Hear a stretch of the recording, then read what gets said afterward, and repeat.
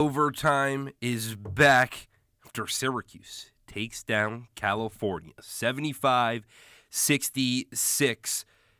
A lot happened in this game. A lot of good, not a whole lot of bad, which is really not normal for Syracuse. Maybe if you saw something bad or you just want to talk about how good this game was, give us a call at 315-443-2011. You can also text us if you like. Don't want to hear your voice, but you want to get your thoughts heard. You can text us at 315-556-3929. If neither of those are your thing, go interact with us over on Twitter and on YouTube at WAER Sports Talk. Alongside Ian Nicholas, I'm Nathaniel Cunningham. Ian, we mentioned a little bit earlier that this game completely different from how Stanford was. And if you weren't tuning into that Stanford game, probably a good thing, because Syracuse was down 17 just 5 minutes into the game. Stanford would get that lead up to 23 at about the 9-minute mark, and they would kind of cruise to the end. Yeah. It was completely opposite in today's game, where the Syracuse team had energy. They had fight. And I think the biggest thing was on the defensive end, they did a really good job at just containing the Golden Bears. And defense has been the kryptonite for Syracuse this year. Came into the night with the second worst scoring defense in the ACC. 17 out of 18 teams. And you hold Cal to 66 points in the first half from the Golden Bears offensively was embarrassing. 4 for 23. That is well under 20% as a team. Cal did pick it up in the second half. They ended up scoring 43 and still shot under 30% on the game. But some teams just live by the three and die by the three. And tonight, Syracuse was completely content with letting Cal let it fly. And it was just an awful shooting night for Berkeley. 6 for 35 from deep. So that's partially a reason why Syracuse had, on paper, its best first half of the year. Cal's probably never going to have a bad shooting night like that again. That's just unbelievably bad. But you know what? I like the Oranges' game plan. They had a few days off from that Stanford game, and they came out with a special little spark tonight, knowing that their back was against a wall. Well, I think coming into this game, the key was really to play their type of basketball. And a lot of people, I imagine, at least I would say, is to play in the open court. And Syracuse didn't really do that early. They only had one fast break point counted, technically, in the entire first half, right? And so this is a team that wasn't playing with a bunch of pace, but they were still pushing the ball and being aggressive. You saw swinging the ball. That isn't something that the Syracuse team has really done offensively or defensively. You saw rotations on the defensive end where a Cal offender would swing the ball around, and the Syracuse defenders one-on-one aren't the best. They're going to get blown by. But it's the second level that wasn't stepping up before. I give a lot of props to Eddie Lampkin today. Eddie Lampkin stepped up. He allowed for Chris Bell or Lucas Taylor, whoever's on that backside, to slide in. And then whenever the Golden Bears offender would try to dump it down, the pass wasn't there because somebody else was filling in. That's what this team has failed to do, especially on the defensive end all season long. But then the offensive end, that movement was also there. It was like a well-oiled machine. Honestly, I've never seen that. Or I haven't seen that this season, at least, with this squad. Yeah, Syracuse is usually leaking oil. Yeah. Usually has to patch something up in the middle of the game, and this team has just struggled to make adjustments. I know you've harped a lot on the defense there for the Orange. Offensively, though, you get 10 different guys in the box score tonight, and if we want to focus on that great first half, which is what the Orange rode to victory, 9 different players who scored in the first 20 minutes, 7 for JJ, 7 for Lucas Taylor, who had his best scoring game of the year, and then 6 for Chapa, who ended up not playing much down the stretch due to foul trouble, and then 6 for Jair. So all of these guys getting involved, even if it's not the cleanest of possessions, it didn't feel like Syracuse rushed anything. They weren't settling for bad shots early in the shot clock, which has been an issue for this team all season long. And then defensively, I think you mentioned they stuck to their game plan of what they wanted to execute, the game that they wanted to play. Jeremiah Wilkinson was highlighted on the scouting report headed into this one, Nate, and he gets 10 points in the first half for Cal. But nobody else shows up. Syracuse said, do your thing, but everybody else, we're going to shut them down, and that's what they did. Well, I think that's one of those situations where when this Cal team is missing the third leading scorer in the conference in Andrei Stojakovic, Yeah. there goes a little bit to say, all right, who do you have that's going to step up? And if they're going to burn us for 35-40, good game plan. And I think that's an acceptable defensive mindset. I do think that the Syracuse team needs to be a little cautious with a couple of other teams down the road specifically, if that's the game plan, because let's not pretend like the number 2 team in the country is coming to town on Wednesday, and Cooper Flagg will burn you for a 50-piece if he wants to. Guy had 40 in a game earlier this year. He very well could get you to a number that is unobtainable to come back from. But I think they did an excellent job, and I think a big part of that was down low with what you saw in Matty Sissoko. This is a guy that is 10th, I think, in the ACC in rebounds per game. He's averaging 7.5. Eddie Lampkin's averaging 9. And he was held to 0 points and 2 rebounds in that first half. Like, having a guy that was meant to eliminate your center, and then instead you say, we're going to do that to you and eliminate you, both on the offensive and the defensive side. Syracuse out-rebounded Cal by 11 in the first half. Right. And by 8 on the defensive glass. Like, this is a team that was physical, that attacked, that went out there and didn't let this Cal team take over at any point. It didn't feel like Cal matched Syracuse's energy. No, which, I mean, headed into the game, a stat that I had kept seeing was how good this Berkeley team was at home.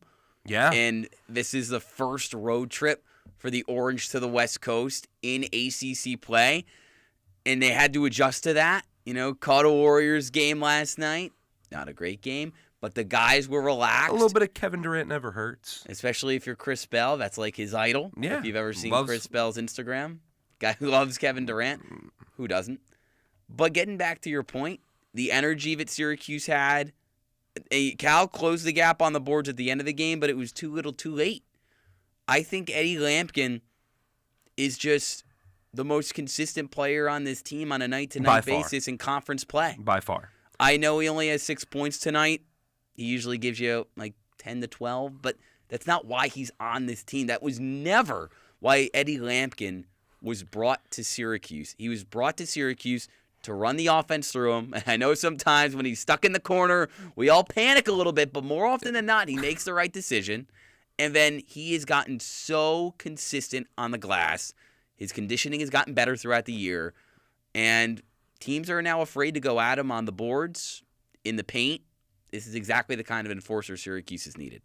Do you guys think Eddie Lampkin performed to his standard? Should he have been a little better, only scoring 6 points? He did still have 10 rebounds, though, so really making his mark on the ACC. Whatever you think, give us a call at 315-443-2011 or check out all of our content over at WAER Sports Talk on Twitter. Alongside Ian Nicholas, I'm Nathaniel Cunningham. Speaking about Eddie Lampkin, I really want to go back to a conversation that we were having while we were, listening to this game.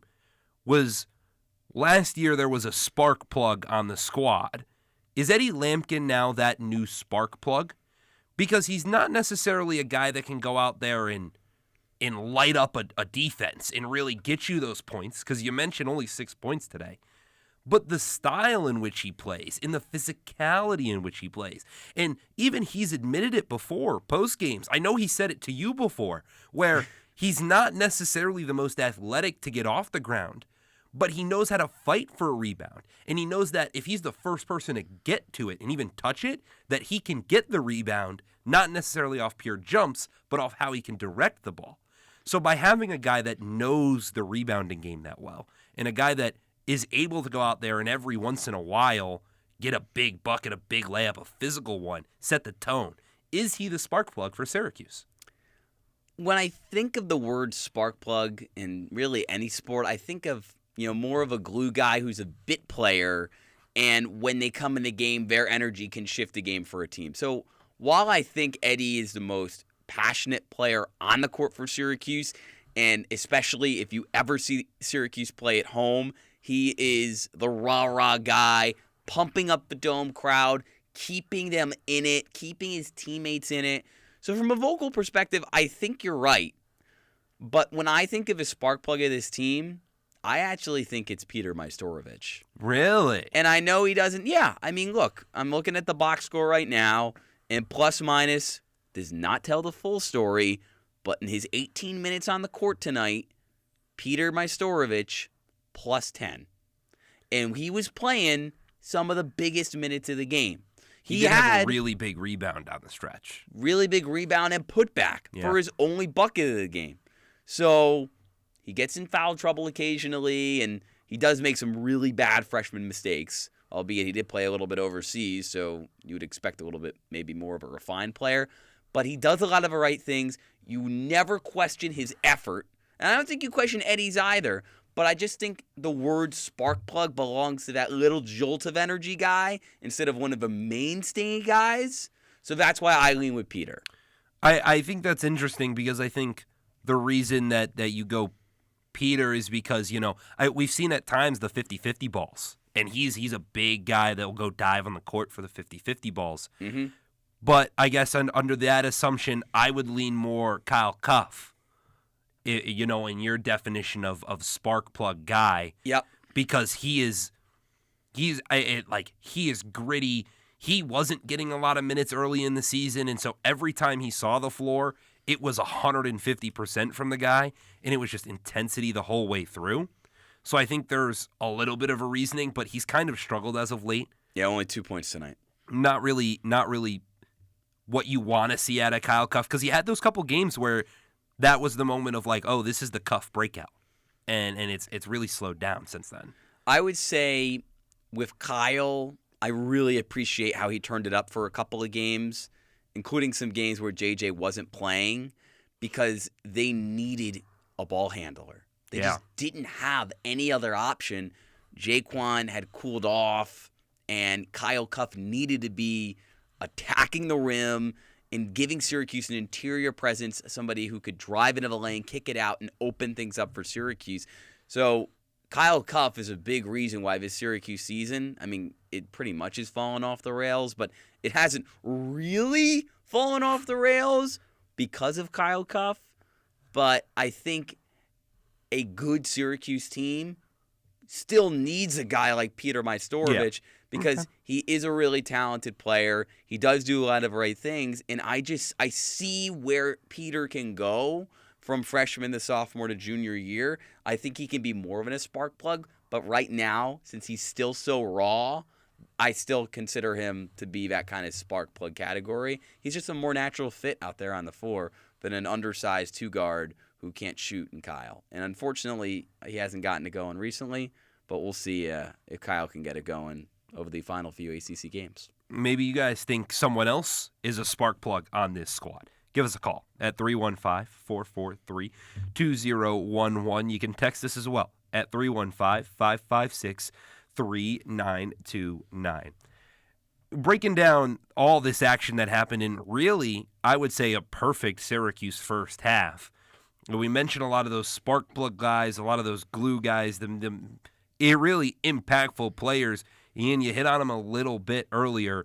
Lucas Taylor in the first half had 7 points, was perfect from the field, went 3 for 3 with a triple. He grabbed 2 boards, only turned the ball over once. It felt like every time I turned around, Lucas Taylor was doing something else to this Cal defense. And I don't know where it came from. I don't know when he decided he was going to, work off ball the way that he was, because there were plays where he was cutting, he was moving, he was setting screens. His action and process off the ball is what allowed him to get open, and ultimately he finishes the game with a team-high 19 points. I mean, he was fantastic tonight. And to be honest, this is kind of a player that we've seen since the turn of the new year. So I know he had the best scoring performance of his season tonight, but I think Syracuse just needs to showcase him more. They need to figure out more ways to get him moving off the ball, to make him stretch out a defense. Because ever since that Wake Forest loss on New Year's Eve, where he had 16, He had 4 straight games in double digits, including that one. Then he kind of disappeared into the ether again, reemerged in that back and forth pick game, and then tonight he does this. This is the player you recruited to come to Syracuse. You know, he was this like defensive stopper at the start of the year who couldn't hit the basket to save his life. And it's like, okay, you can put him on the floor because he's clearly their best defensive player on a bad defensive team. But where's the other part of his game? The 14-point-per-game scorer at Georgia State last year who was raining down threes. Where was that guy? It took him a little while. Red Autry stuck with him, and I'm really happy that he did. But that doesn't mean that we're done yet. That means that if we're the Syracuse coaching staff, we look at tonight and we don't look at it as a one-off. We don't look at this month as a one-off. We look at it as we need to do more of this. We need to take the ball out of JJ's hands on the perimeter because guy can't really shoot. We need to put the ball in the Lucas's hands because Chris Bell can't really shoot either, even in his homecoming. He was perfect from the field. She didn't shoot the ball a lot. He was 2 for 2. One from beyond the arc. But I know what I'm getting with Lucas Taylor, though. Every night I know what I'm getting with him at this point. Over a month of time, this is the version that we're getting of Lucas Taylor. He had 4 fouls today. And this was going to be my only counter argument to you, is that on the defensive end, you say he's the best defender on a bad defensive team. There's a guy that needs to foul 4 times. And again, I know maybe I'm going into advanced metrics here, but he had a negative plus-minus. Like, he hurt the team when he was on the floor. I'm not saying that clearly Lucas Taylor had an excellent game that was impactful to Syracuse winning this game. Not at all saying he didn't. But when you look at the numbers, and at least when you look at the box score, he fouled a lot. And down the stretch, he made a couple mistakes. Turned the ball over a couple times. He still finished 19 for 7. But, like, is Lucas Taylor the guy that I want to bank on with JJ shooting the ball 18 times and no Donnie Freeman in the squad? Yeah. Well, is it the positive? Like, I guess my question is the positive worth the negative that comes along with Lucas Taylor? There's a negative with every player on this team. That's a very fair point. So I just think Lucas Taylor, over the last month, since the new year has turned, his positives on the court have outweighed his negatives. Okay. And if you think he's an overly aggressive defender, fair. But Syracuse is putting him on their top guy every night. So with great power comes great responsibility, and maybe this is a little bit too much responsibility on the perimeter for Lucas, but look down that box score, and you tell me, who else would you rather have as Syracuse's top cover? Yeah, that's a great point. So they're stuck with Lucas as their guy, and you can blame Red Autry for constructing a roster where maybe he put a little too much pressure on Lucas Taylor to be the number 1 defender. And I think although he had a decent scoring night tonight, back-to-back solid nights for Jaquan off the bench, Jaquan Carlos was supposed to be this elite defender. People forget he was this all-conference defender at Hofstra, and clearly he's overmatched at the power conference level. So Lucas Taylor is just playing a role that he probably didn't expect to play when he transferred here. No, a lot has changed for this team with J.J. Starling going out for 7 games and now the 5-star recruit in Donnie Freeman day-to-day still. So Sure. That is what he is listed as, so that is what we will call it. So day-to-day still, unfortunately. I'm sure he would have helped. I won't say helped this team because they still won, but made a very large impact on this West Coast trip. Yeah. Either way, it's time for our first break here on the double overtime. When we come back, we'll go a little bit more into this defensive side because this was an excellent defensive game and an excellent rebounding game for Syracuse. So you won't want to go anywhere. The double overtime, we'll be back in a minute. Start your Sunday mornings off right with Sunday Morning Gospel from 6 to 8 a.m. right here on WAER. Hosted by Cora Thomas, the program features some of the best local and national gospel artists. You'll hear everyone from Daryl Coley to the Brooklyn Tabernacle Choir to the Winans family. More information is available online at waer.org. Join us Sunday mornings from 6 to 8 a.m. for Sunday Morning Gospel on 88.3 FM WAER.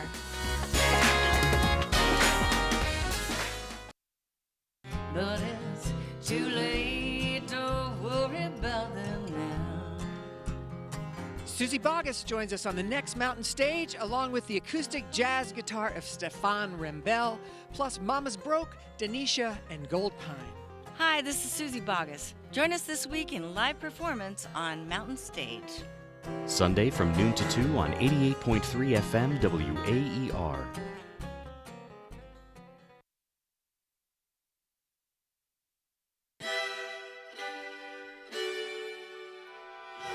If the government was not going to look at these numbers, we were going to answer the question, how many people died in Puerto Rico?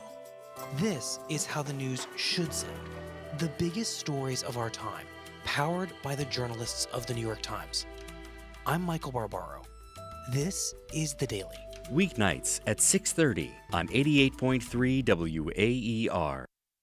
There is a one-stop listen for everything Syracuse athletics. You got great talent on this offense. Like, you can't go dormant for an entire quarter. And the Ostrom Avenue podcast provides unique opinions, plus exciting interviews from industry experts. Joined by Georgia Tech play-by-play broadcaster Andy Demetra, Syracuse.com, football beat reporter Emily Laker. Check out weekly interviews on YouTube and listen at WAER.org or wherever you get your podcasts.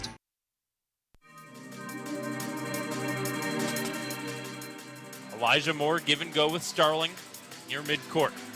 Still going up against the zone. Kicks off to the left wing. Taylor drives to the top of the key. A feed inside to Majstorovic. Fadeaway layup misses. Lampkin with the offensive rebound. Putback falls in.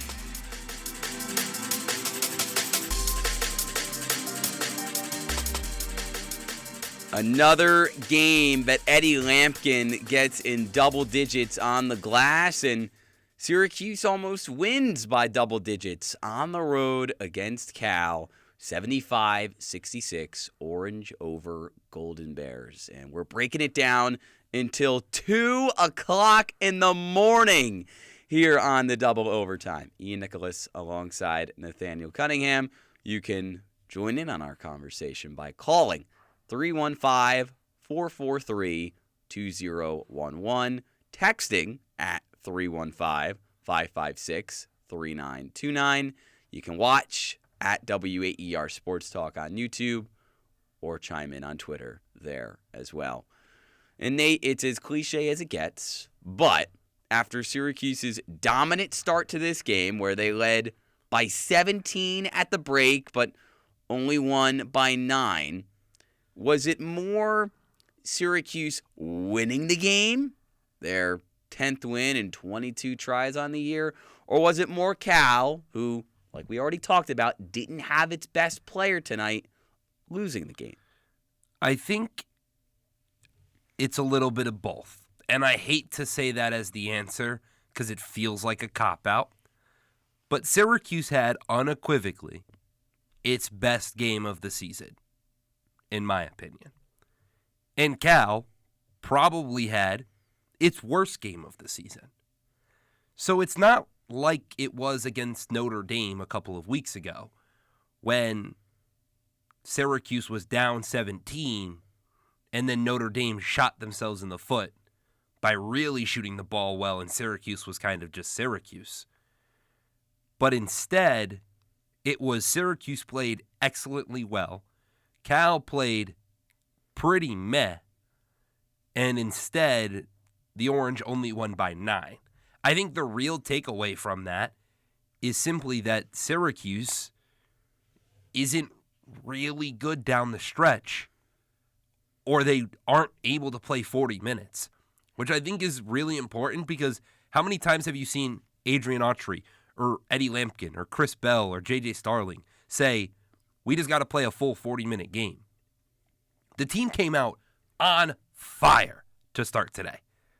And they were gassed the last 8 minutes. Mm-hmm. So I don't know if this team is physically able and capable of playing 40 full minutes of basketball. But how is that the case? Because outside of Donnie, no one else is hurt. You have, like we talked about earlier, on the offensive side of things, 10 different players scored tonight for Syracuse. So there were plenty of players getting in the game. Heck, we saw Naheem McLeod. He scored. Play extended. Naheem the Dream. How many minutes did he play? 9 minutes, 1 for 1 from the field. Had a nice little putback layup, 3 boards, 1 assist, 1 foul. Very crafty. So if you're at a point where you've got so much depth that Naheem McLeod is playing and you've got other options, then why are they gassed at the end of the game? Like, what are you seeing? Okay, this team is no different than they were 3 days ago against Stanford. And they played really poorly. Like, I guess I'm not seeing the hustle and the effort. Like, against Stanford, and really in the second half all season long, we've seen the team kind of have that fight from behind mentality of no one is coming to save us. And then we get that joke of like the Syracuse's offensive game plan is JJ's going to bring it up to the block S. We're going to run 5 out. Eddie's going to sit opposite of whatever side JJ wants to go to, which is always the left because that's his preferred way to go. And then JJ's just going to drive to the left block, chuck up a shot. Eddie will grab the miss. And you either have a kick out 3 or Eddie puts it back up. And, like, that's really the offense for the last 10 minutes of these last 7 games. Yeah. Or so. Today, you saw an actual offense. You saw people moving. You saw hustle. You saw work. You saw, for 92 feet of a basketball court, you saw players intentionally being where they needed to be to break down a press. This team couldn't break a press against Pittsburgh, and they were doing that today. But they did it early, and they weren't able to do it late. And we're sitting there, and we were listening to this game gasping because Jaquan Carlos has the ball in the corner in a press, and he's not dribbling out. He's not going somewhere. He's not finding an open man. He's trapped. Like, that was a play not 3 weeks ago you were making, but a play 30 minutes ago you were making, and you're not making it now. The only thing that I can chalk that up to is they were gassed. Syracuse might have been gassed at the end, and Cal started to make its shots in the second half. But the Orange, if we go back to that conversation about did Syracuse win the game or did Cal lose tonight's game, a 75-66 Orange win at Berkeley, the Golden Bears finished 2 for 13 from the field, 0 for 6 from deep in the final 5 minutes. So I thought that was a little odd that for the first half of the second half, Cal had found new life, Blackshear in particular, 13 second half points, and everybody that was watching the game alongside you and I, we were rolling our eyes. Yeah. We knew it was going to happen. But then it didn't happen. Even though, like you said, it was clear Syracuse was playing with that little fuel monitor on in the dashboard. Like, I need fuel. But they still gutted it out. So, in crunch time, where was Syracuse at its best defensively?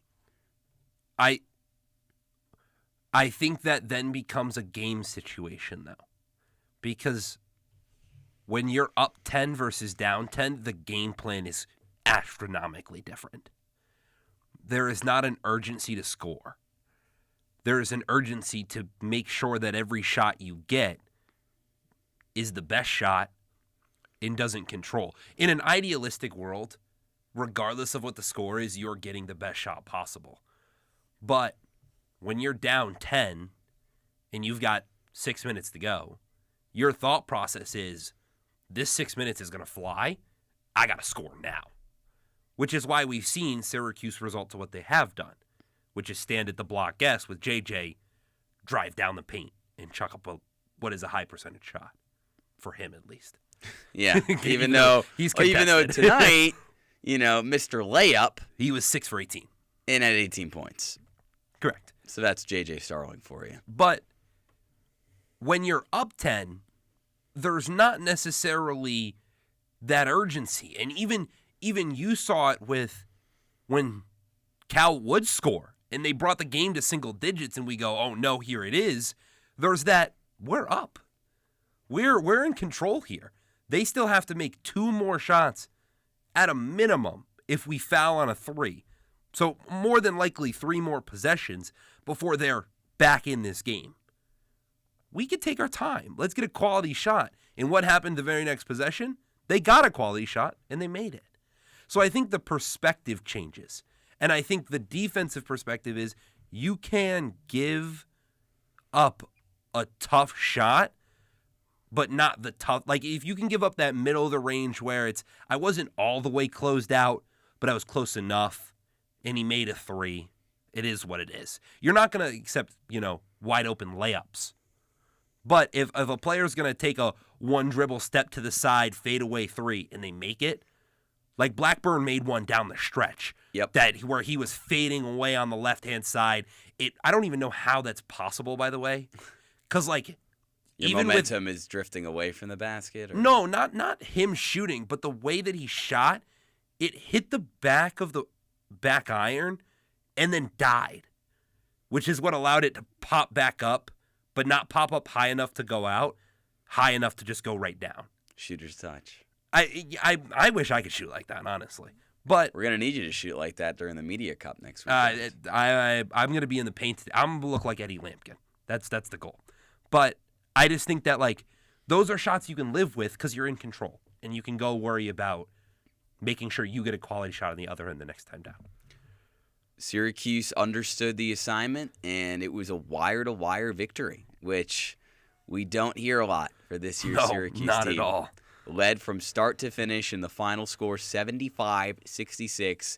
The Orange take down Cal on the road. Ian Nicholas alongside Nathaniel Cunningham. We are breaking it down on the double overtime until 2 in the morning. And if you are up and you got nothing to do, we want to hear what you got to say. You can call us 315-443-2011. Text in if you don't want to get on the air, 315-556-3929. And you can watch us on WAER Sports Talk's YouTube or our Twitter. Now, if we do want to nitpick, because that is our job, and we're going to try to stay objective at the end of the day, the Orange have had a penchant for turnovers throughout this season. Double-digit turnovers again tonight for Syracuse. Yeah. And double-digit points off turnovers for Cal. Does it go back to that lack of energy that you saw from Syracuse in the second half, getting a little sloppy, or did you see anything specifically in that regard? I didn't see anything that was specific, but I think a lot of it does come down to the lack of energy because 9 of the 13 turnovers were in that second half. And I think that sometimes you saw this team begin to play with a little bit more pace, and you were kind of like, no, stop. It's not working, right? What you've been doing all game works. Stick with it. You don't have to change. So I think a little bit of it comes down to the sloppiness of it. But I think sometimes it comes down to the system as well. Or lack thereof. Yeah, sure. But when you look at those 9 turnovers, 4 of them were attributed to Jaquan Carlos in the second half. And a lot of times you'd be like, wow, that's not good. One player had 4 turnovers. But I think you could go as far to say this guy was trying to facilitate. He was trying to move and get the ball out of JJ's hands, who's had the ball so much this year. Inversely, he's not necessarily quick enough to move side to side and get past players that he involuntarily is getting the ball picked out of his pocket. So I do blame Syracuse because double-digit turnovers in however many games it is this season is just unacceptable. The ball needs to be taken care of better. I don't think I want to make that very, very clear. The ball needs to be taken care of better. However, I can kind of live with a couple of the turnovers that they made today. And I also think that a big reason why we have kept carping on this issue is not only is Syracuse a team that likes to give the ball away and sometimes in a hurry, like there's just a couple possessions in a row that go awry, but they don't turn the other team over. only 6 turnovers on the game for Cal, only 2 of them in the second half. It goes back to Syracuse having the second worst scoring defense in the ACC, but it's bad on both ends. And when you have a compounded problem, it just always seems like Syracuse is playing behind the 8 ball, and they have to overcome that. Yeah, there's Syracuse turned the ball over more than Colgate, more than Youngstown State. Don't remind us. But, more than Texas Tech by a lot, too, in that one. Like, these are teams where, like, Texas Tech was a winnable game. So was Texas. Texas was another winnable game. At Texas, you split the turnovers. But Texas Tech, you turned the ball over 9 more times. And, again, I know we're saying this, and that game was 2 months ago, 3 months ago now almost. But, like, how different is this season if you slash the turnovers in half? I don't even say get rid of them all. Just slash them all in half on the entire year. Yeah, because it's like the argument, and I know you were joking earlier, like free throws don't matter. But it's like everyone makes the argument, it's like, oh, well, they missed 10 free throws on the game. If they made all 10, they would have won the game. It's like that wouldn't have happened. Yeah. But if you say if they make half more, 50% more, that's more realistic. Correct. Or 50% less. Correct, yeah. No, so I think even if you slash, like, there's a stretch where against Maryland, against Bucknell, Wake, Florida State, Georgia Tech, they had 15 plus in all of them. And I know those weren't necessarily close games, really, but you had 2 conference matchups in Wake Forest and Florida State that you could have at least made respectable instead of them being double-digit losses. Well, Syracuse already at double-digit losses on the year, something that fans are not used to, but they're also not used to the Orange being on the West Coast, and tonight they took care of business, improving to 10-12 on the year with a 75-66 win against Cal. We've got you until 2 o'clock, but for the next little bit of the program, we'll be joined by a third member of our crew as our West Coast bestie, Skylar Wilkes, who was on the call for us, joins us on the other side of a double overtime.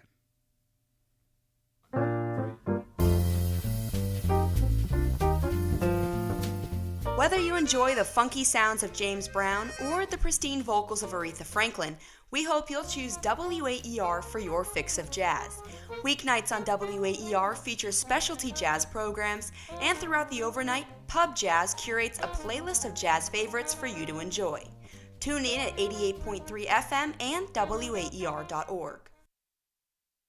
We know you've got a lot to do in a day, and sometimes it may not be easy to tune in at exactly the right time to catch WAER News. But WAER News is always available, wherever and whenever you are, without a paywall. Visit our website to use our live stream or catch up on local and national news, as well as podcasts on our website at WAER.org. But it's too late to worry about them now. Susie Boggess joins us on the next Mountain Stage, along with the acoustic jazz guitar of Stefan Rembel, plus Mama's Broke, Denisha, and Gold Pine. Hi, this is Susie Boggess. Join us this week in live performance on Mountain Stage. Sunday from noon to 2 on 88.3 FM WAER.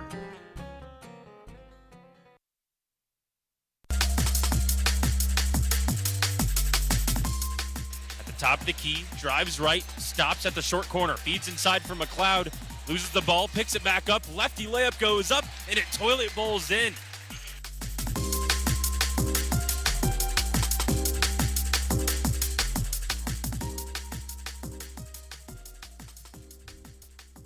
Naheem the Dream down low. Getting a little bit of action today against Cal. Not the most amount of minutes, but good to see him out on the floor. Welcome back into the double overtime alongside Ian Nicholas. I'm Nathaniel Cunningham. We're breaking down all the action with Syracuse's 75-66 win over California, but we're joined with a very special guest, one of our play-by-play broadcasters who's out in Berkeley right now, Skylar Wilkes. Skylar, how you doing? Good, Nate. feel like I'm becoming a California resident one of these days. Been here for now since Tuesday, so just a day later than the men's basketball team. But got a quick turnaround getting home tomorrow. So excited to be back in the Salt City. But I've definitely enjoyed my time out here on the West Coast. Well, Skylar, I have to ask you about some news that broke right before we came on the air. If you were not aware, a massive trade in the National Basketball Association has gone down. The Lakers have acquired Luka Doncic in a trade where they're sending Anthony Davis to the Mavericks. Skylar, real quick, what are your thoughts on that whole trade and how that went down? As a Laker fan, I'm kind of torn on how to feel there. It's not a generational player fan? No, I do like, obviously Luka Doncic is super impressive. I just don't know how that fits. I feel like they have a lack of big men now. Like, you lose a lot defensively, you lose a lot down low. And obviously Luka Doncic is an exceptional player, but there's no one really to fill Anthony Davis's spot now defensively, in my opinion. Jared Vanderbilt is just working back, but even so, he's obviously nowhere near the same player Anthony Davis is. So I'm intrigued. I definitely was not expecting it. I could tell you that much.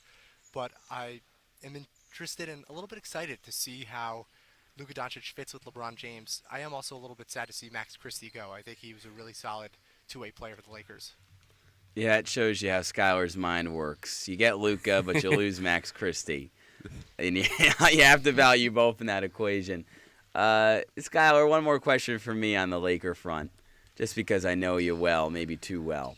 Describe your Laker fandom. Because I know you have a very, very short leash with Los Angeles.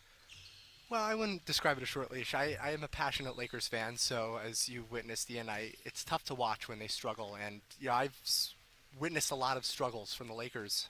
I don't think too many people would have stood to watch the great Robert Sacre and Xavier Henry suit up for the purple and gold, but I was a fan back then, still a fan now. So might have to tune in a little bit more frequently to see Luka Doncic and LeBron James pair up. Pulling out a little bit of archive names there that wasn't expecting out of you, but I guess I should have. Have you seen earlier this week, Tyler Aiken, our sports director and also who's on this road trip with Skylar? I didn't tell you this, Skylar, but I'm about to out you. You were looking at one of your spreadsheets on your computer, and Tyler sent it into a group chat and said, "Oh my gosh, I can't believe what I'm seeing right now." It might have been your Syracuse football coaches spreadsheet, which is an all-timer spreadsheet. Every single football coach who has ever coached at Syracuse University ever is on the spreadsheet. Anyways, that's a little bit. I give credit. There's a lot of names on there. A lot of names. All right, we got to get actually back to this game. I know. And if anyone wants to join this conversation with the three of us, please give us a call at 315-443-2011 or text us at 315-556-3929. Skylar, me and Ian have talked a lot about this team. The Syracuse team in the first half and how excellent they looked out there. Arguably their best half of basketball this entire season. But another thing we talked about is just how flat this Cal team was. I really want to talk about how much Andrei that's a really tough name. Andrei Stojakovic was missing for this Golden Bears squad and how he probably could have helped Cal get over the hump late in this game. I mean, obviously, anytime you lose a player that averages 18 points a game, it's not easy. I mean, think about Syracuse without Donnie Freeman, who averages less than that.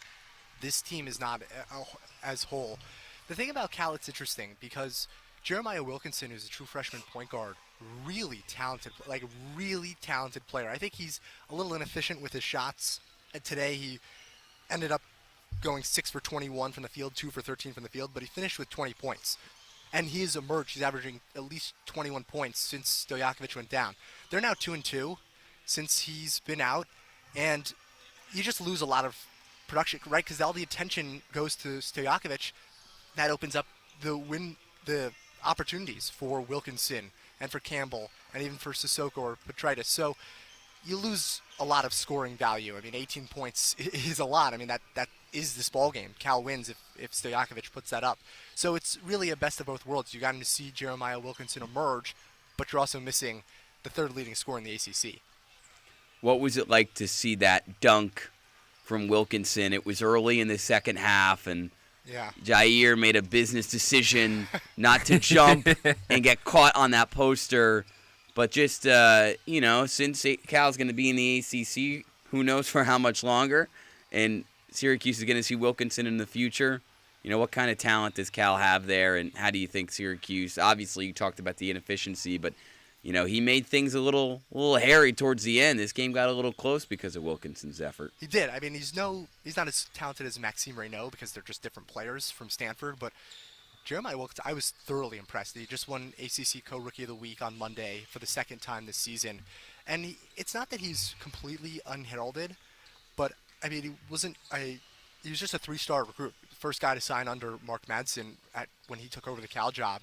So he's not super highly coveted, but he has burst onto the scene, and he's a very special player. I don't know if special actually is, I want to go there, but he's got a very bright future. At least at the collegiate level. He's probably a little undersized, but obviously, as you saw, he dunked on Jair Davis, so he's got the vertical. Very good athlete. I think he's a freshman, so decision-making is really where his Achilles heel is, taking better shots. He had some open looks, but also there were a lot of forced shots. If you can try to hone that and turn him into a better shot maker, then you really have something there, because the bare bones are very impressive. Well, you talk about, some of the decision-making and the shot-making or shot attempts from Wilkinson. Starling himself wasn't great from the field today, only 6 for 18. The rest of the Syracuse lineup, though, was excellent. Every single player that played in today's game scored, all of them making really smart shots, especially in that first half.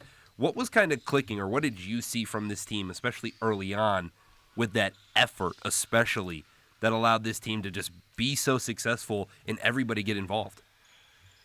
Nate, you talked about it early on. That's where it really shined through to me. They were just playing with a whole different type of energy. I think a play that stands out to me was when Jair Davis went to try to chase down a steal. It was a loose ball with Rytis Petraitis, and he just kind of looked more springy than we've seen him recently, and just they were playing with intent, they were playing with energy.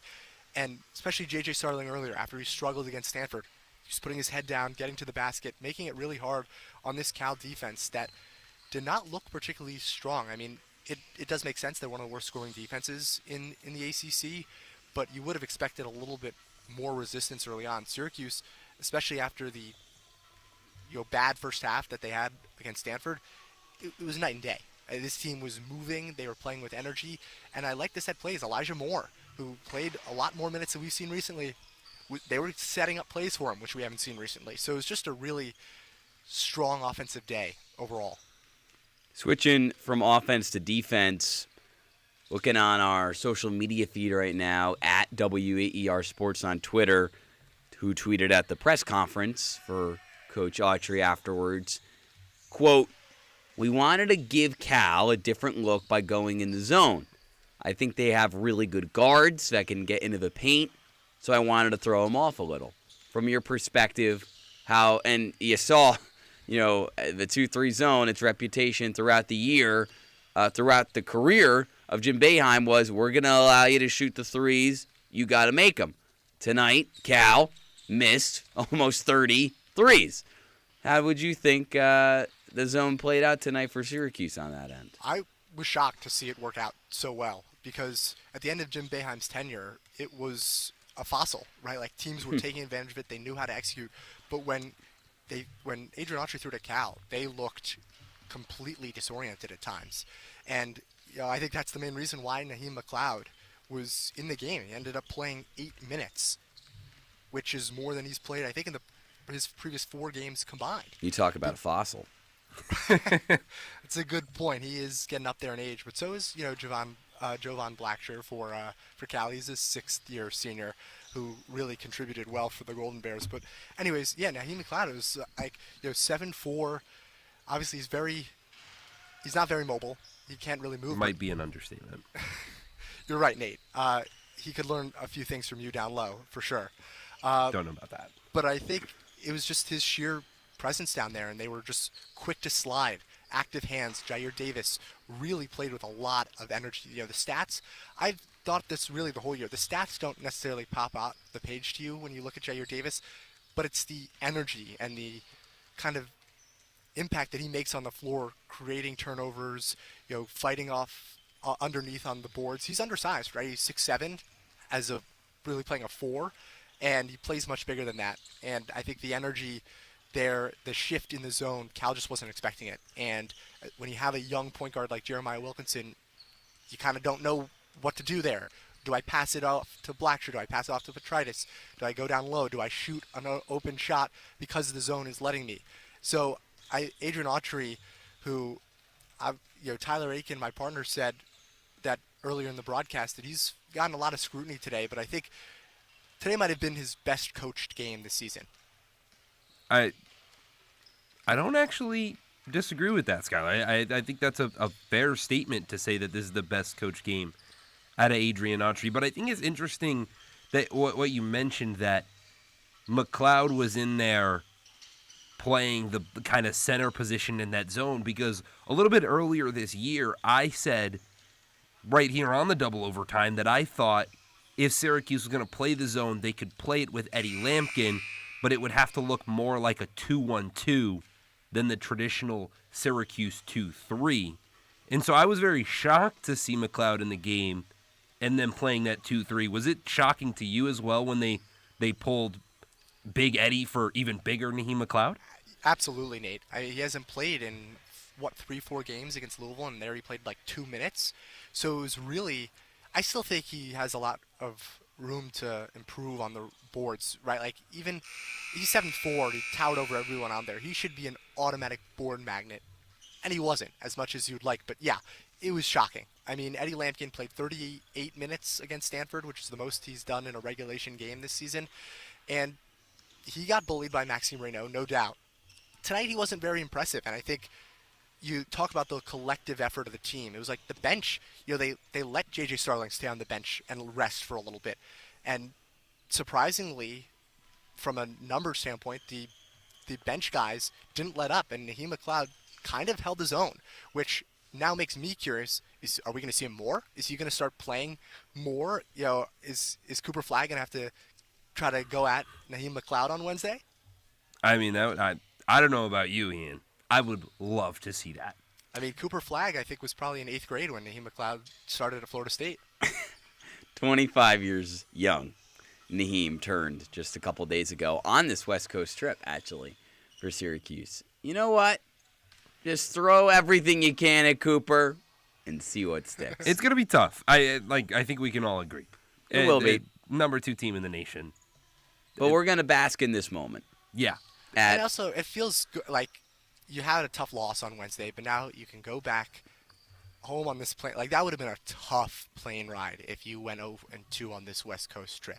That would have been a tough plane ride. And now you can feel, yes, sure, Cal didn't have Andrei Stojakovic, but you can feel good about this win because you played a really collective team effort. They did. And I got to ask Skylar, just because when I heard Nate asking his last question, I've heard somebody's on the court right now at Haas Pavilion. What's going on behind you? Yeah, so I don't know if you were aware, but managers for basketball teams usually meet up like the day before a game and play against each other. So I think this is a meeting between the managers of the women's basketball teams between Cal and Pitt. They're about to square off in a scrimmage here. You telling me this whole time they haven't actually been scrimmaging? They've just been warming up? Yes, that's correct. And it is 10 o'clock, 10:30 local time there. They're scrimmaging, correct? Yep, that is precise. You know what? I give a lot of credit to these managers. It's a late night ball session, and I can appreciate it. Yeah, the game just got underway as Pitt moving from left to right. Maybe you might get a little bit of extra Skylar Wilkes play-by-play here on the double overtime. We already got plenty of good Skylar. I won't bore you with that. No, you were great tonight, man, in the second half, sending home a Syracuse victory, which is not an often sight or, I guess, on the radio. And we haven't heard that a lot this year. Another Adrian Autry piece of sound from the post-game press conference, more on the emotional side of things. Quote, "It says a lot about their character, Syracuse's character, that the Orange came out and work every day. They never give up. They never quit. I know Nate was harping a lot earlier on in the show about how this team, had great energy to start the game, but in the second half, physically and emotionally, just felt like playing with the lead. They let up a little. So where did you see this Syracuse energy shift from the start of the game towards the end of the game? Did you hear anything in the locker room or from the press conference that would add to that? No, they just came out a little sluggish in the second half, but that was only the first few minutes. To be honest, I think a lot of it got lucky, right, where Cal just continued to miss. And it was like, if Cal makes even half of those shots, this could be a completely different ball game. The offense just looked a little bit more stagnant. J.J. Starling kind of went quiet a little bit in that second half, except for the free throws at the end. And, I want to commend Lucas Taylor, who has had a lot of quiet games this year. Aside from his revenge game against Wake Forest, he really hasn't done a whole lot offensively. And tonight he explodes for, 18 points, a season high. And it was like the game came down to the wire, and he was outperforming J.J. Starling. So I think the team really, you're right, Ian, where they let up too much. But at the end, when it mattered, they came through. They executed more times than not on breaking the press and free throws, which this team is not a good free throw shooting team whatsoever. Like in the slightest. They're second to last in the conference, and they shoot under 70% from the line. Not good. And then today they go 17 of 20. So that's really the difference. Is they stepped up when it mattered. They made the shots, free throws or not, when they had to. Yeah, they made their shots when they had to. My father always used to say, a win is a win by an inch or by a mile. Syracuse did what they needed to do, got a victory on the road. They get to come back to their 3-1-5 a little bit happier after what happened on Wednesday. Skylar, before I let you go, I have one little quick question. I know our wonderful sports director, Tyler Aitken, was basking in the glorious West Coast weather. Is he still wearing shorts out there? And is he prepared to come back to this 20 degrees here in Syracuse? As a native Central New Yorker, I think Tyler's always ready to come back home, but he's not been wearing shorts recently. Okay, Today was cold and rainy. As we walked around, we got to experience Chinatown in San Francisco, which was cool, and took a stop by a park with a view of the Golden Gate Bridge. So that was very cool to see. And yeah, Tyler was bundled up today, trying to protect himself from the water and the cold. It has been wetter than usual here in NorCal, but definitely that typical NorCal climate that I know so many of our station members at AER know very well. The man pushing the buttons tonight, Nico Right, Horning. exactly. Sacramento zone. He gets it. How would you rate the trip overall since you've been there, like you said? Haven't seen you since Tuesday. How's it been? I'd say it's probably like a 7 or an 8. Tyler and I did a lot of sightseeing the other day in San Francisco, which I fortunately had already been to before, but it was nice to be back. Little flex. Seeing everything. Sure, if you want to call it that. But it was definitely nice. It's a really beautiful city, a lot of cool history and architecture here. So it's been a really good opportunity to hang out with Tyler, and a friend of our WAER Talk department, Adam Gotkin, is here as well. So it's been really cool to hang out with everyone.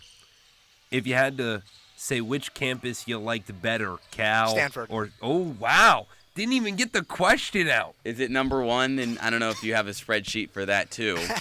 Not quite. Would that Haven't be? been to enough places. That was quick. That was quick. Yeah, I think maybe the weather impacted the site of Cal, but Stanford was large and it was sprawling, really nice, and there was a lot more grass and greenery, I think. With Cal, very drab, and just it didn't seem like it had as picturesque of a vibe as Stanford did. Hey, Tyler Aiken here, longtime we're getting an extra appearance. Did you Tyler. say longtime sports director? longtime sports director, first-time caller. Just wanted to mention that I think Skylar's completely discounting and underrating that there were players on this Cal campus, or not players, there were students on this Cal campus dueling with, it seemed to be maybe fake swords made out of pool noodles. So Styrofoam. Yes, I think that really needs to bring up the Cal campus grade quite a bit. I'm surprised that you didn't get involved, Tyler. I was tempted. I was tempted. I knew I would definitely beat them. Had a little bit of a size advantage. But I decided to hold off. Couldn't get hurt before tonight's broadcast. It was very important. You've been to Cal. What was your takeaway? Good question. Another good result. Syracuse football beat Cal in early November. Yeah, I think unfortunately all the stereotypes about Cal's campus. As soon as you walk on the campus, like, oh yeah, like this is exactly, this is totally what I thought it would be. Yeah, it's more urban than I think I thought it was probably going to be, in the sense of like less space to move around. It's compact. There's less compact. I guess, is like I said. Yeah. Just be careful with the calgorithm. You don't want to get too close. It you bites know that back better than anybody, Ian. Well, it didn't tonight. The calgorithm was not alive and well today. But our play-by-play broadcaster, Skylar Wilkes and Tyler Aiken, were alive and well. They had an excellent call.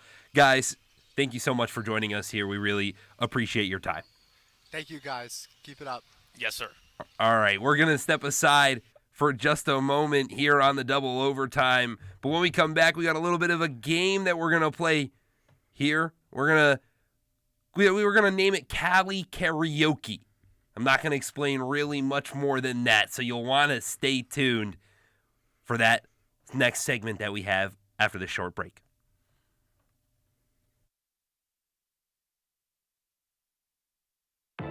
The Grammy Awards Sunday will spotlight not just one or two new stars, but an entire new generation of pop divas. If you told me the same time last year that all of these people would be some of the biggest names in pop music and on the Grammy stage tonight, I wouldn't have believed you. Tune in for a preview of music's biggest night and performances. Sunday on Weekend Edition from NPR News. Sunday morning from 8 to 10 on WAER.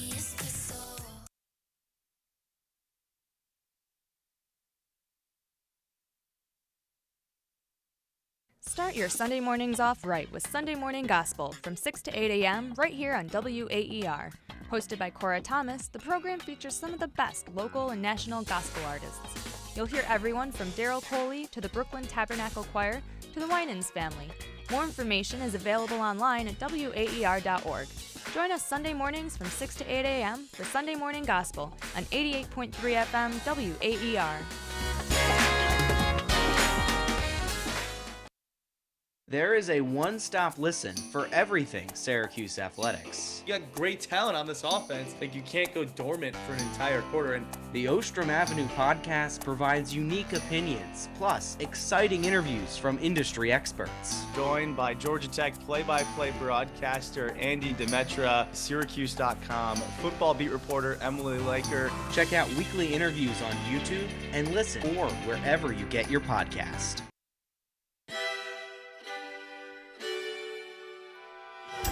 If the government was not going to look at these numbers, we were going to answer the question, how many people died in Puerto Rico? This is how the news should sound. The biggest stories of our time, powered by the journalists of the New York Times. I'm Michael Barbaro. This is The Daily. Weeknights at 6:30 on 88.3 WAER.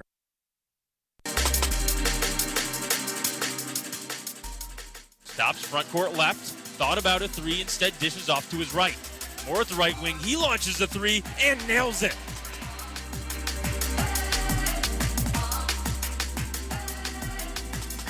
Power will not be one of the songs that will be on our Power won't be one of the songs on our Cali karaoke.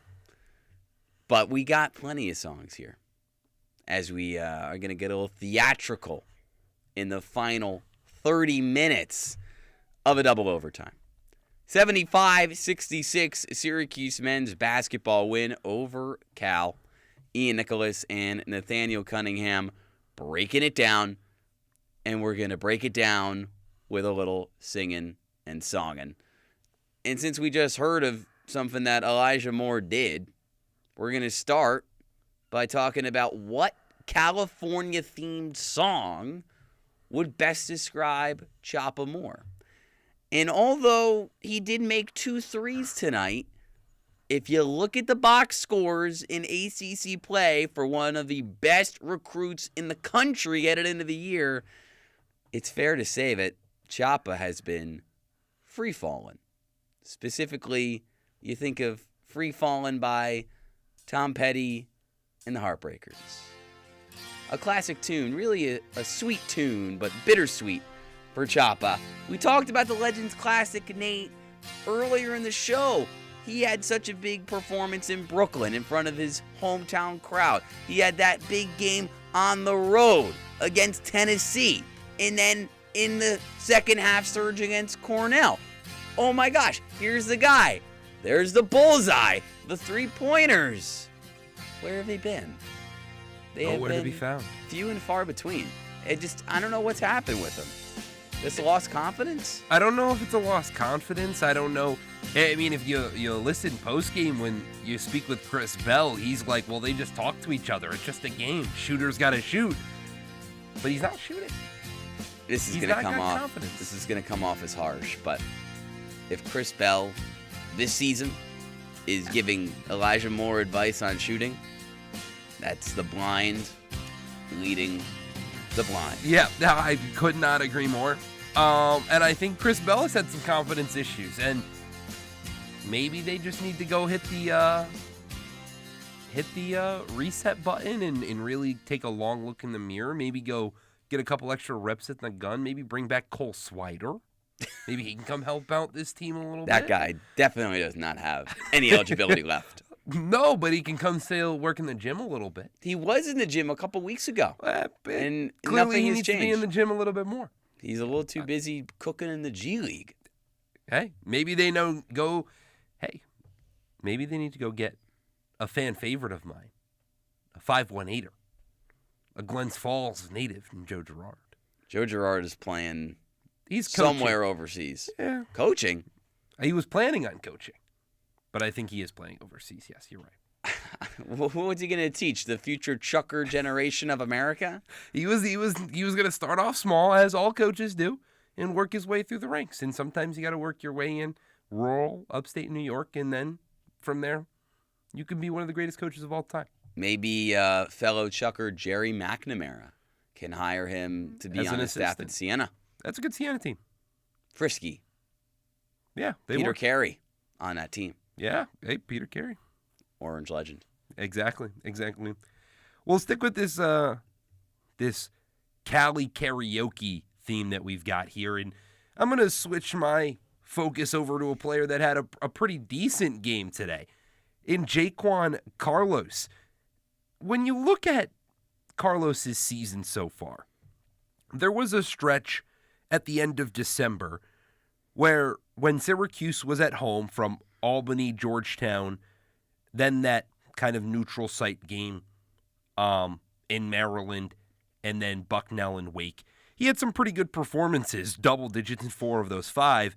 But outside of that, he hasn't had more than 8 points in any other game this season. Really kind of lackluster for the guy that was supposed to be the facilitator for this Syracuse team coming into the season. Yet, he took a trip out to the West Coast, and let's just say that he has found some California love. Because this is a guy that goes out against Stanford, and even in a loss, puts up 16 points, which was a season high, had only 2 turnovers, had 4 rebounds, 3 assists, but more importantly, was perfect from the field. 6 for 6, 2 for 2 on his 3-pointers in 33 minutes, and that was off the bench. And you fast forward to today, now what was yesterday. And again, came off the bench, only had 8 points, 50% from the field, perfect from the free throw line, 3 boards as well, did turn the ball over 4 times, but was playing a luxury of minutes in crunch time. This is a guy that went out there and did what he needed to do to help his team win. And everybody that's saying he should be in the starting lineup, I disagree. I think he needs to stay on the bench because that's where he can provide the biggest spark for this team. Is when he comes off with the second unit, he can control that second unit, and that's where you're going to get the best Jaquan Carlos. I think he loves California. I think you're seeing him have success. Hopefully he can bring that back to the East Coast in the 3-1-5. Look, all I'm going to say is Jaquan Carlos is live and Tupac. Anyways, Syracuse and Cal, we're playing, if you know, you know, Cali Karaoke. Shout out to West Coast legend and Tupac. How about another West Coast legend? Chris Bell. Sneaky homecoming game. The Concord native tonight from the Bay Area, returning home really throughout this West Coast trip, if you include Palo Alto and the Stanford game that most people have already put in the back of their minds from Wednesday. But it's just been such an up and down 3 seasons for Chris here on the Hill. And I just think that, sure, physically his shot has been up and down, but mentally, I just think Chris left his heart in San Francisco. And who better to get the soul of Chris Bell back than the legend, Tony Bennett? No, not former UVA men's basketball head coach Tony Bennett, as our producer, Max Gifford, thought I was talking about before the show. Disappointing. But the Tony Bennett, the legend. I just, sometimes you got to go back home to realize why you love the game. Why did Chris Bell come here? Why did he work on his craft so hard that he was a 4-star at a high school in a highly touted prospect, but then proceeded to have his confidence shattered by Jim Boeheim, only to be brought back to life in the first year of the Red Archery regime, and now we're right back to square one. That only means one thing, though. Year 4? Swing? Does Chris Bell stick around for year 4? Where else is he going to go? I don't know. There's a high recruiting class. If this team can maintain J.J. Starling and Donnie Freeman, team looks pretty disgusting on paper. In a good way. In a good way. That team that looks like they could be a problem in the ACC on paper, at least in my opinion. Games are not won on paper. No, they are not. They're won on the hardwood. They're won in the painted area.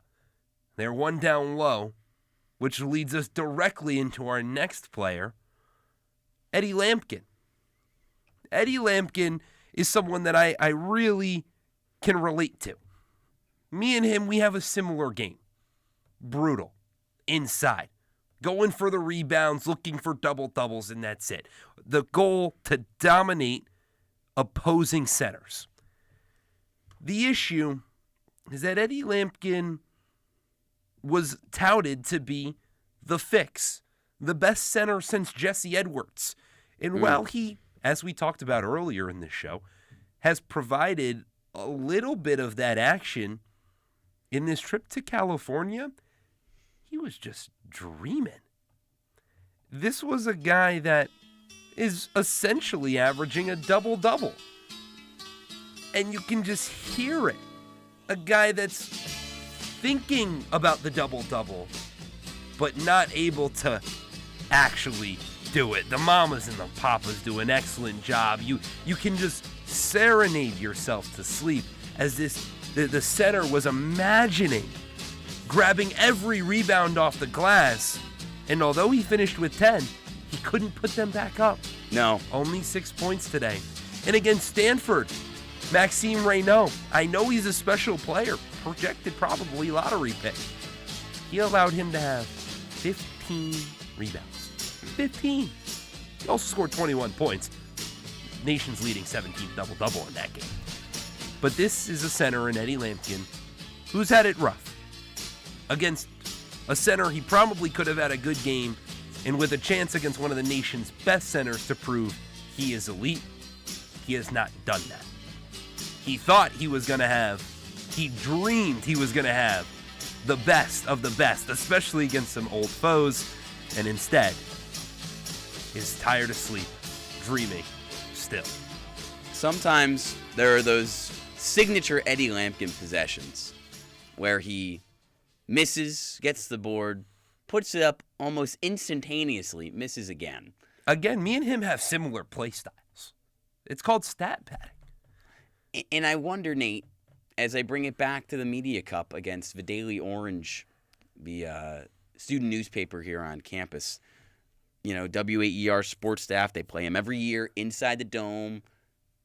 And I just wonder, Nate, can I trust you as a coach of that team? You just admitted to me that all you do is stat pad. See, you are the coach of that team, and I think that's really important. And you sit here and say, can you trust me? Here's what you can trust. There is not a single player on this team here at WAER or on the opposing team over at, I'm not even going to say their name. They don't deserve The time team on that shall not be named. On our airwaves, that is going to fight harder for the rebound than me. And that means over our very own 6'6", ideally center, starting center, in Austin Barrick. No, but he's a point guard, remember. 6 here, half a dozen the other. Tallest player on the court. And I promise you, I will still be able to out-physical, and I will outwork for every rebound. Now, if you choose to have the biggest physical player on the court sit on your bench, well, then that is a coaching decision. And I'm going to agree with it, because I don't think there's any reason to bring hostility into this team. Oh.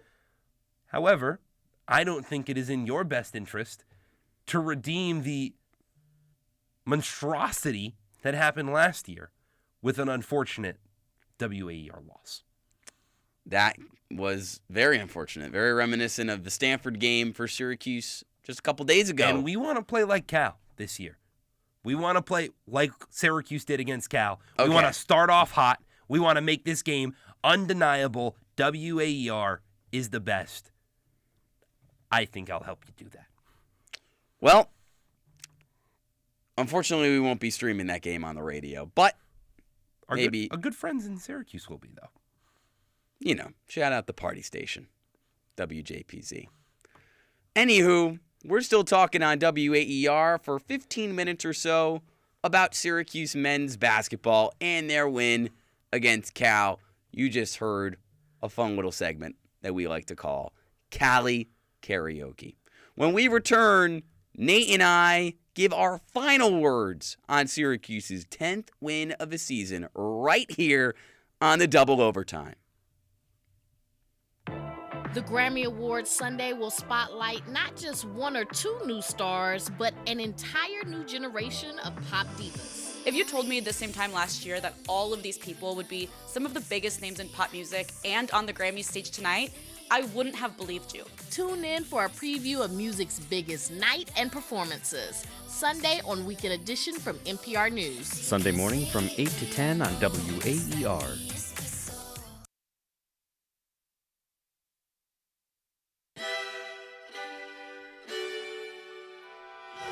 If the government was not going to look at these numbers, we were going to answer the question, how many people died in Puerto Rico? This is how the news should sound. The biggest stories of our time, powered by the journalists of the New York Times. I'm Michael Barbaro. This is The Daily. Weeknights at 6:30 on 88.3 WAER. There is a one-stop listen for everything Syracuse athletics. You got great talent on this offense. Like, you can't go dormant for an entire quarter. And the Ostrom Avenue podcast provides unique opinions, plus exciting interviews from industry experts. Joined by Georgia Tech play-by-play broadcaster Andy Demetra, Syracuse.com, football beat reporter Emily Laker. Check out weekly interviews on YouTube and listen at WAER.org or wherever you get your podcast.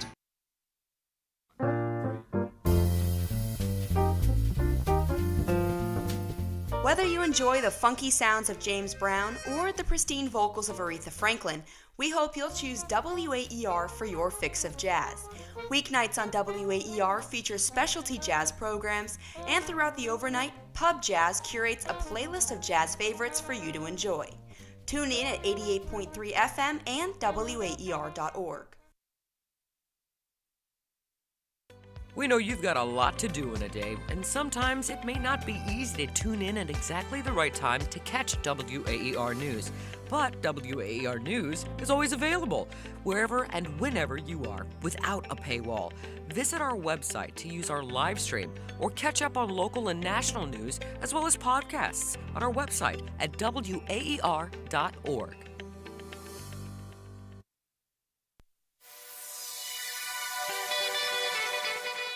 A feed to Lampkin now, number 44 at the top of the key. Handoff, Starling sets the screen down the left alley, puts up the layup and in. Kane is in the building. Well, that's JJ's bread and butter.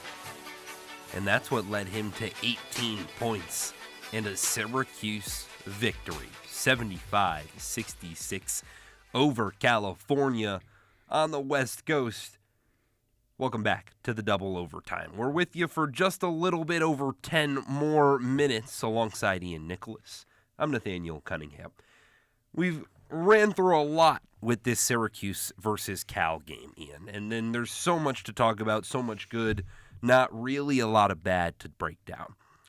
But it's time for our final words here on the Double Overtime. I'll give you the luxury of going first. What is your final word from Syracuse's 9-point win yesterday evening? Yes, we're going to continue to harp on that because we just love these West Coast games. They're incredible. Nothing better than a little 2 in the morning. Where only the craziest of the crazies are listening. Exactly. I don't think this is that crazy, but who knows?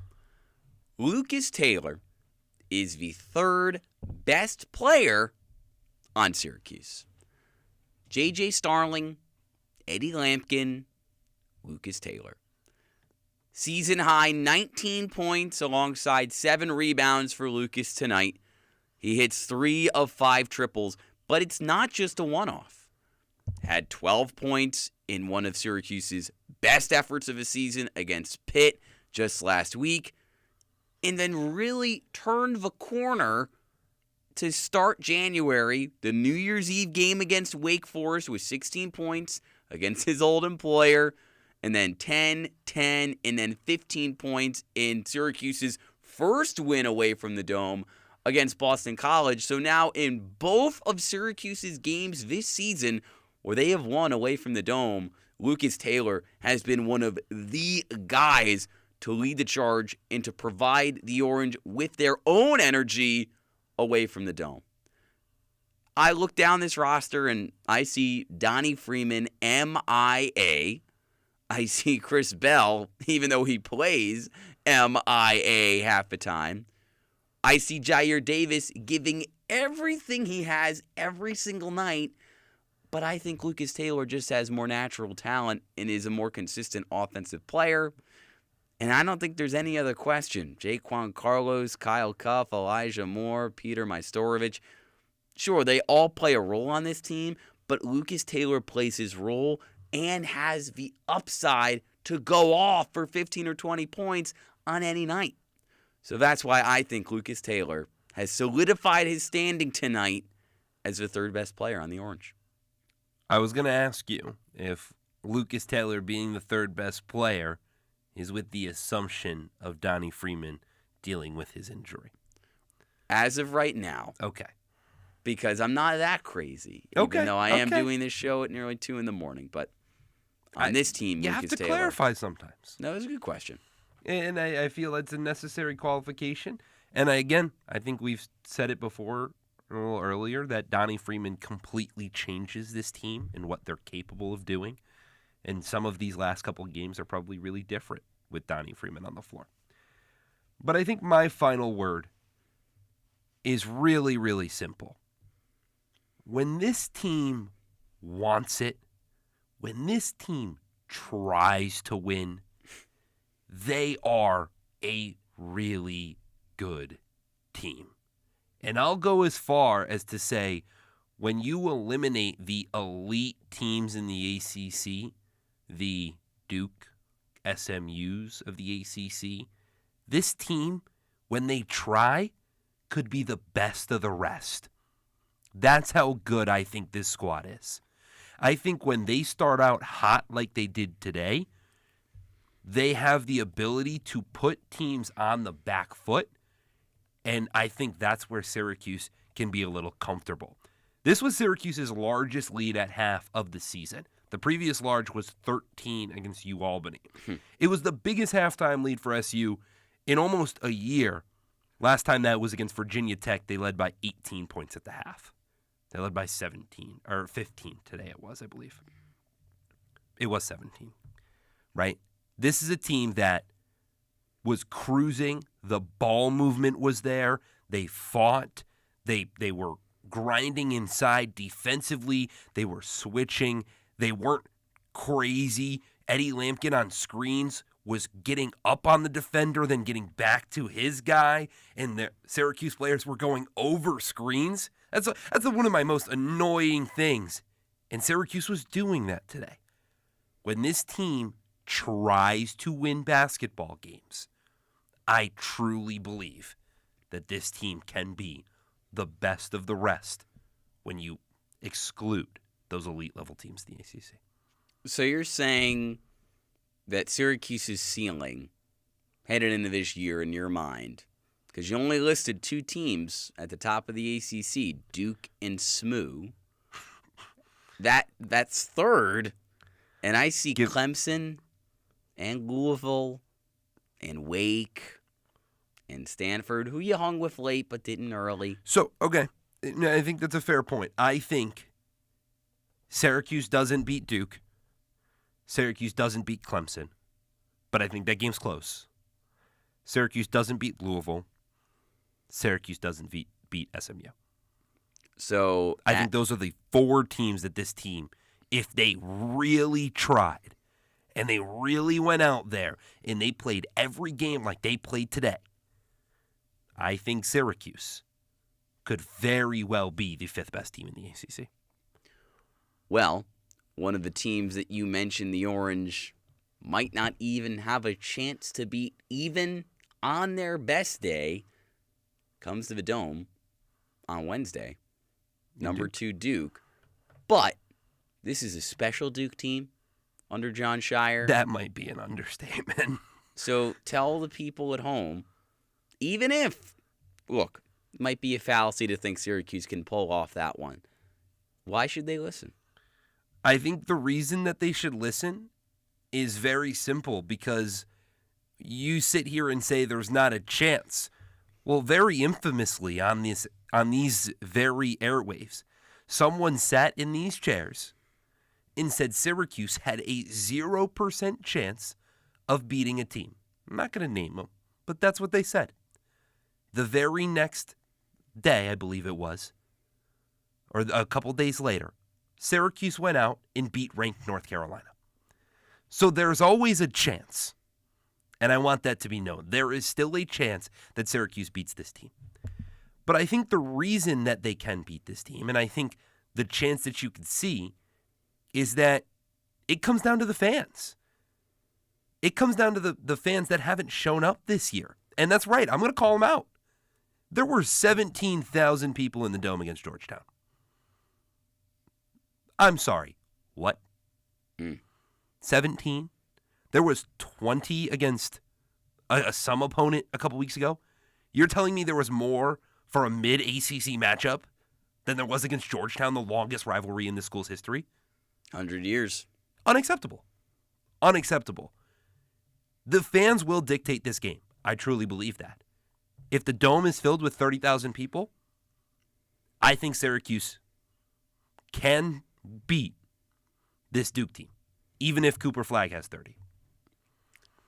I think I think they need to come out firing. They need to do what they did today.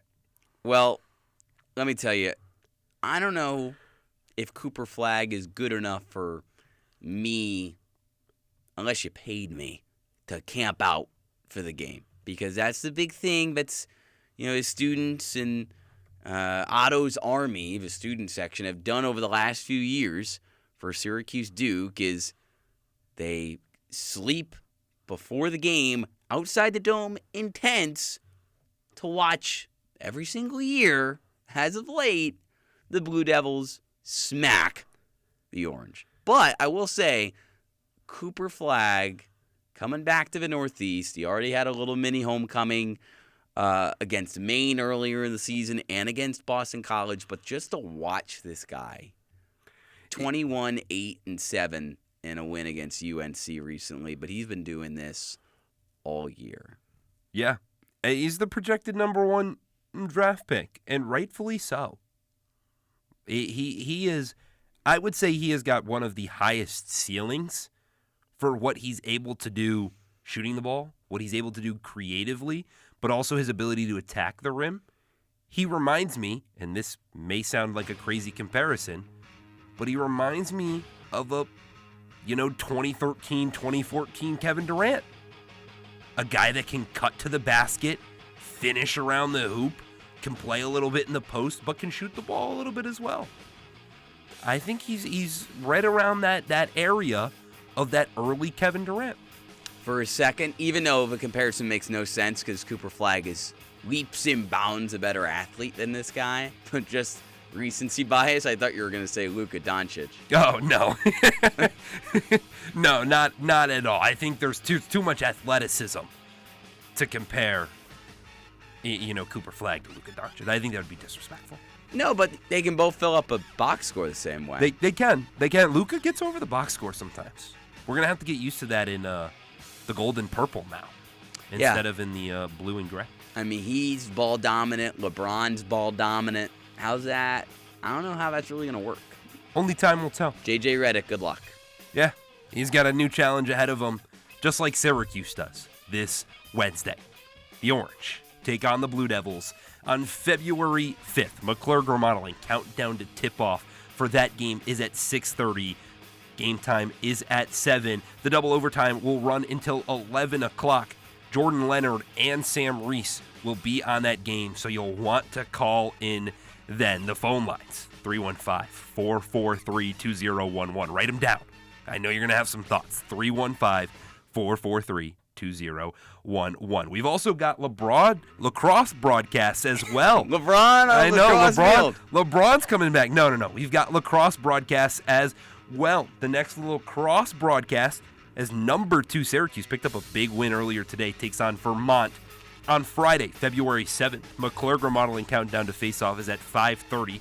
Game time is at 6, and the double overtime is until 9:30 with Jish Sokolsky and Adam Gotten. A lot of thank yous to give out to our producer, Max Gifford, our engineer, Nico Horning, our play-by-play broadcaster, Skylar Wilkes and Tyler Aiken, both on the show, and our WAER Sports Talk Desk, Rahil Jaswal, Jackson Cohen, and Nate Martin. From me and Nicholas, I'm Nathaniel Cunningham. Syracuse, have a wonderful night.